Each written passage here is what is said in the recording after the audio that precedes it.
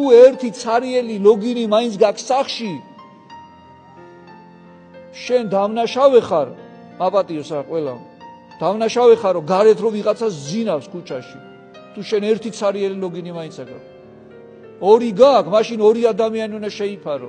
ერთი დღით მაინც შეიფარე იცით თქვენ რას ნიშნავს ლახაკის სახში მიყვანა დაბანე ჩააცვი რაც აქვს წანსაცმელი ხო გაქვს ძველი ხო გაქვს საჭმელს ასაჭამ გაუყავი კაცო ერთხელ მაინც ამოიყვანე სახში როცივა დაიყინება გარეთ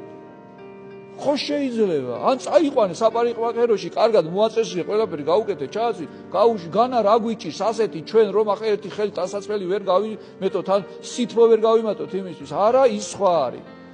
ჩვენ ოჯახში არ უნდა შემოვა როგორ შეიძლება ეს ადამიანი შეცდა ვიღაცამ შეაცდინა გოგონა ფეხმძიმედ დარჩა რას ვაკეთებთ ახლა ტოვებთ ქუჩაში მე ძალიან დიდი გამოცდილება მაგასთან დაკავშირებით როცა ადამიანი ქუჩაში იყო რა უნდა გაგვეკეთებინა არ ვიტყვი იმას მე რა გავაკეთე არა საჭირო მაგის ლაპარაკი მაგრამ ოფიციალურად არ არსებობდა ადგილი სადაც ასეთი ადამიანები მივიდოდნენ კი ბათუმში არის მე მგონი რაღაცა არ ვიცი სადაც შეიფარებენ ხომ ეხლა თბილისში და ახლა ბათუმში ის ადამიანი ვერ წავიდა და ვერ იცხოვრებდა გასაგებია